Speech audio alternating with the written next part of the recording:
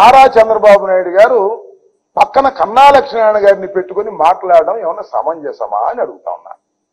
Yes, నేను అనేక సందర్భాలలో నారా చంద్రబాబు నాయుడు గారిని విమర్శ చేశా.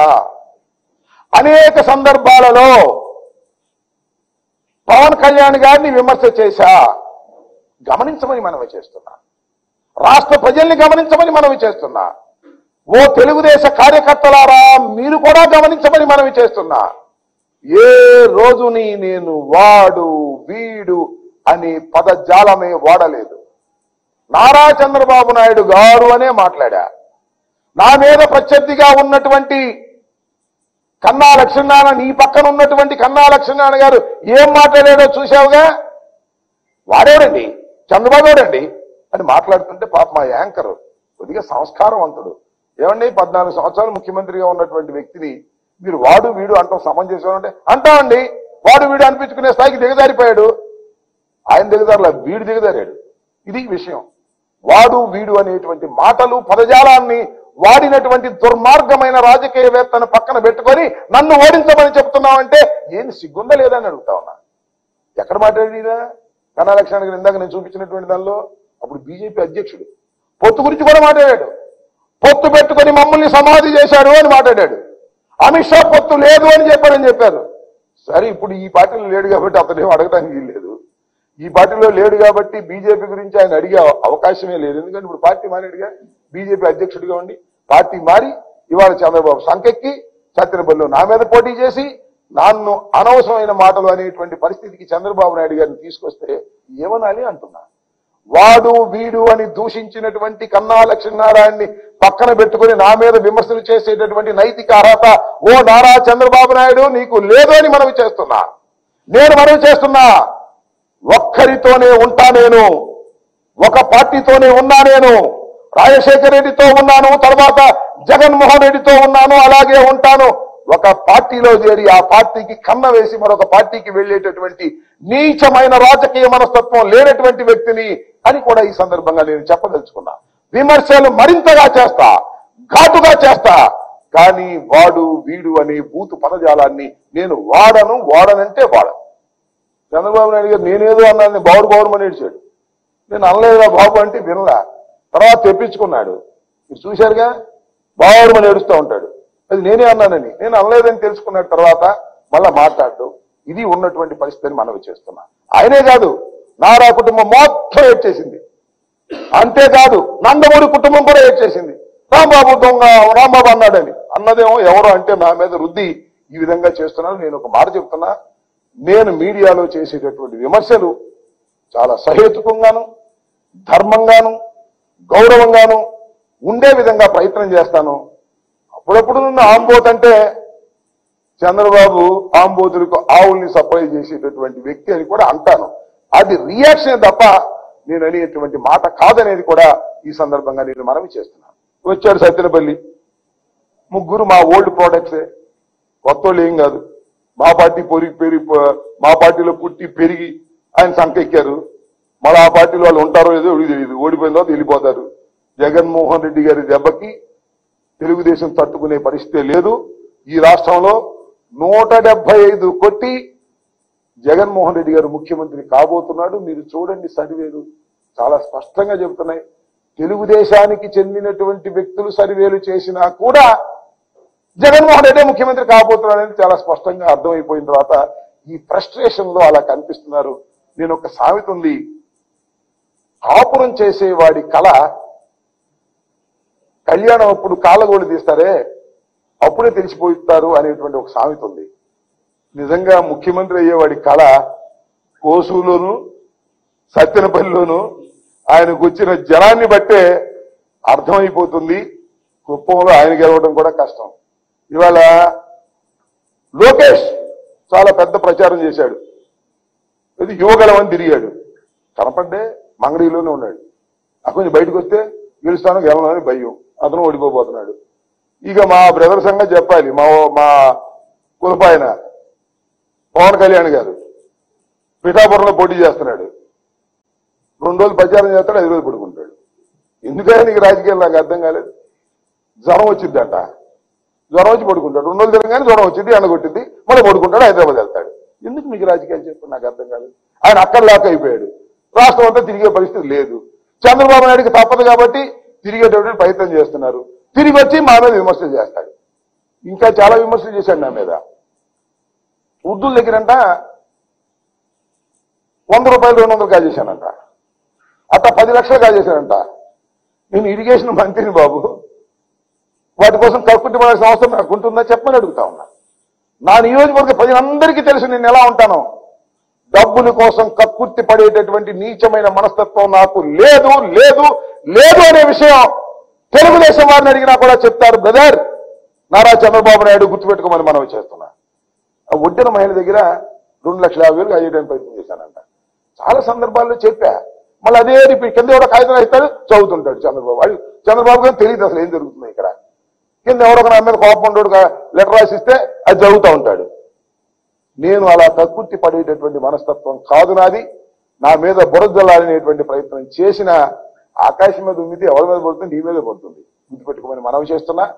నేను ఈ నియోజకవర్గంలో నన్ను చంద్రబాబు నాయుడు గారు బాగా కక్ష పెట్టాడు, మంచిదే, నాకేం ఐ డోంట్ కేర్.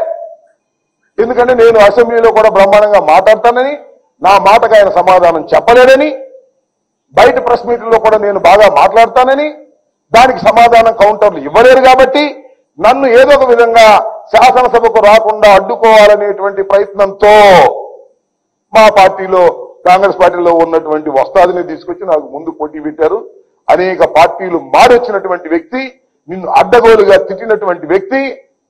తెలుగుదేశం వాళ్ళు కూడా చెప్తున్నా, ఆయన అన్ని పార్టీలకు కన్నాలు వేశాడు. మీ పార్టీలో కూడా ఉంటాడు అనుకున్నారా? ఏమీ లేదు. తెలుగుదేశంలో అతను ఉండే ప్రశ్నే లేదు. ఓటమి పాలవగానే మళ్ళీ ఎక్కడో కూడా చెక్కేస్తాడు. గుర్తుపెట్టుకోమని మనవి చేస్తున్నా. అలాంటి వ్యక్తిని తీసుకొచ్చి నా మీద పోటీ పెట్టి నన్ను ఓడించాలనేటువంటి ప్రయత్నం చేస్తున్నారు. అనేకమైన గ్లోబల్ ప్రచారాలు చేస్తున్నారు. నేను మనవి చేస్తున్నా, ఈ రాష్ట్ర రాజకీయాల్లో జగన్మోహన్ రెడ్డి గారి అండతో నేను 3వసారి పోటీ చేస్తున్నా. ఇక్కడ నా ప్రజలు నన్ను ఆశీర్వదిస్తారనేటువంటి ప్రగాఢమైన విశ్వాసంతో ఉన్నా నేను. ఎందుకంటే 5 సంవత్సరాల పరిపాలనలో నేను ఎక్కడ గణనీయమైన తప్పులు చేయలేదు. కాబట్టి ప్రజలు నా పక్షాన ఉంటారని నేను పూర్తిగా విశ్వసిస్తున్నా. మంచి మెజారిటీతో నేను గెలుస్తాననేటువంటి నమ్మకం కూడా నాకుంది. అనేకమైన ఆరోపణలు నా మీద చేస్తున్నాడు నారా చంద్రబాబు నాయుడు గారు. ఆ ఆరోపణలు దయచేసి నమ్మవద్దని, వాస్తవాలు మీ అందరికీ తెలుసని నేను ఈ సందర్భంగా చెప్పదలుచుకున్నాను. నాకు క్యూసిక్లు లేదా టీఎంసీలు లేదా ప్రాజెక్టులు ఏదో క్విజ్ మాస్టర్ లాగా నాకు క్విజ్ పెడతాడేమో నాకు అర్థం కాల. రమ్మంటున్న చర్చ కదా. నారా చంద్రబాబు నాయుడు, కమాన్, ఎన్నికల్లోనే చర్చిద్దాం. పోలవరం ఎందుకు పూర్తి కాలేదు? అది నా తప్పిదమా, ఈ ప్రభుత్వ తప్పిదమా, లేక చంద్రబాబు నాయుడు గారు తప్పిదమా తేల్చుకున్నారమ్మని అడుగుతా ఉన్నా. దిక్కుమాలినటువంటి పనులు చేసినటువంటి వ్యక్తి నారా చంద్రబాబు నాయుడు గారు. భజన చేయించాడు, గుర్తుందా మీకు? పోలవరం పోలవరం పోలవరం అని భజన చేయించాడు. గేట్లు పెట్టకుండా భజన చేయించాడు. స్పిల్వే కంప్లీట్ కాకుండా భజన చేయించాడు. కాఫర్ డ్యాములు కంప్లీట్ కాకుండా భజన చేయించాడు. డైవర్ట్ కాకోకుండా, నది డైవర్షన్ లేకుండా భజన చేయించాడు. కమాన్, దమ్ముంటే రా, చర్చిస్తా. పోలవరం నీ అసమర్థత వల్ల, నీ ఆలోచన విధానం వల్ల, నీ డబ్బు కక్కుర్తి వల్ల, ఇప్పుడు మీ మోడీ గారు చెప్పినటువంటి ఏటీఎం గా నువ్వు ఓడుకోవడానికి ప్రయత్నం చేసినందువల్లే పోలవరం దెబ్బతింది. దాన్ని బాగు చేసేటటువంటి ప్రయత్నం చేస్తున్నాం. ఏ క్షణంలోనైనా నారా చంద్రబాబు నాయుడు గారితో సిద్ధంగా ఉన్న పోలవరం పూర్తి కాకపోవడానికి ప్రధానమైనటువంటి కారణం నిందితుడు నారా చంద్రబాబు నాయుడు అని మనవి చేస్తున్నా. అదే అంటే ప్రతివాడు మాట అంటారు, రాంబాబుకు డ్యాన్స్ వేయటం వచ్చని. మీ పక్కన పవన్ కళ్యాణ్ వేయట్లేదు డ్యాన్సులు సినిమాల్లో డబ్బుల కోసం? నేను డబ్బుల కోసం డ్యాన్స్ చేస్తానా? పండుగ, భోగి పండుగ. భోగి పండుగలో నేను ఇవ్వాలే కాదే, ప్రతిసారి 3 సంవత్సరాల నుంచి భోగి మంట వేసి నా సోదరులతో సోదరీమణులతో నృత్యం చేస్తా, ఆనంద తాండవం చేస్తా. దాన్ని పట్టుకుని రాంబాబు డ్యాన్స్ చేస్తాడు. రాంబాబు పండక్కి డ్యాన్స్ చేస్తాను తప్ప పొలిటికల్ గా డ్యాన్స్ చేసే స్వభావం నాకు లేదు. చంద్రబాబు, నువ్వు పొలిటికల్ డాన్సర్వి.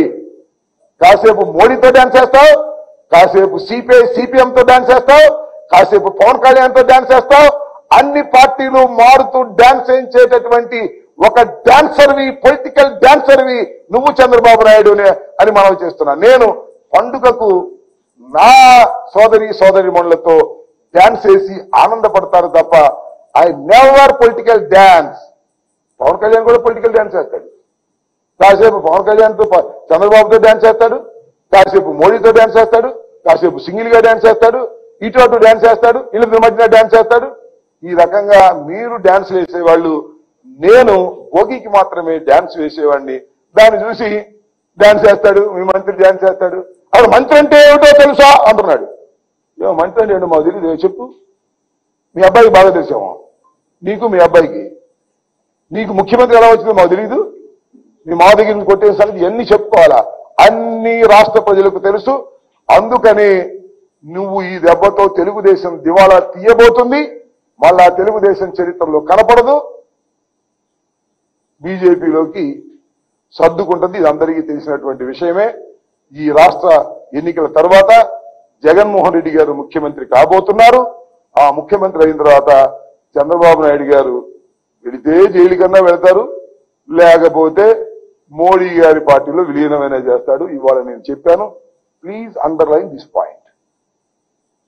ఇది ఖచ్చితంగా జరుగుతుందని కూడా ఈ సందర్భంగా చెప్పదలుచుకున్నా.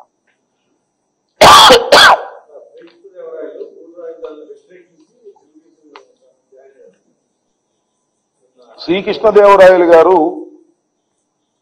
3 రాజధానులకు వ్యతిరేకించడం వల్ల నేను తెలుగుదేశంలో చేరాను అని చెప్పారని మీరు అంటున్నారు. నేను వినలేదు. నిజమై ఉంటుంది. ఎందుకు స్వామి అంత అబద్ధాలు ఆడతావు? నీకు టికెట్ ఇవ్వలేదనే కదా అక్కడ చేరింది. ఎవడో తెలియదు. ఇది బీసీలకు ఇవ్వాలి. లావు శ్రీకృష్ణదేవరాయలు గారు మీరు వెళ్లి గుంటూరులో పోటీ చేయండి అని చెప్పారు. ఇంతే కారణం. 3 రాజధానుల గురించి ఇప్పుడు మాట్లాడావు నువ్వు వైసీపీలో ఉన్నప్పుడు. అయితే ఏ మాటకు ఆ మాట చెప్పాలి. కన్నా లక్ష్మీనారాయణ గారు చంద్రబాబు గారిని తిట్టాడు కానీ లావు శ్రీకృష్ణదేవరాయలు మాత్రం ఎప్పుడు చంద్రబాబుని తిట్లా. అంటే ప్రీ ప్లాన్ గానే ఉండాలన్నమాట. తిడితే మళ్ళీ అక్కడికి వెళ్ళలేమని. ఈ కన్నా లక్ష్మీనారాయణ తిట్టాడు. లావు శ్రీకృష్ణదేవరాయలు వేరే కదా ఆయన, మీకు తెలుసు కదా ఆయన పరిస్థితి ఏంటో. అందువల్ల ఆయన ఎప్పుడు చంద్రబాబుని తిట్టను కూడా తిట్లా. ఎందుకంటే మళ్ళీ చంద్రబాబు కొంచెం చేరదాం అనేటువంటి ఆలోచన వాళ్ళకు ఉంది కావని అందుకని తిట్టలేదు. అయ్యా నేను మనవి చేస్తున్నా, లావు శ్రీకృష్ణదేవరాయలు గారు అబద్ధాలు ఆడుతున్నాడు. ఆయన 3 రాజధానుల గురించి కాదు, ఆయన గుంటూరు వెళ్లి పోటీ చేయమన్నందుకే ఆయన సైకిల్ ఎక్కి ఇవాళ ఒక బీసీ మీద పోటీ చేస్తున్నాడు. బీసీకి సీట్ ఇస్తానంటే పార్టీ మారినటువంటి లావు శ్రీకృష్ణదేవరాయలు గారికి బీసీల ఓటు అడిగే హక్కు లేదు. ఏ ఒక్క బీసీ కూడా ఓటు వెయ్యడు. తుక్కుగా అత్యధికమైనటువంటి మెజార్టీతో అనిల్ యాదవ్ గెలవబోతున్నాడు. తుక్కుగా లావు శ్రీకృష్ణదేవరాయలు గారు ఓడిపోబోతున్నారు. రాసుకోమని కూడా ఈ సందర్భంగా చెప్పదలుచుకున్నాను.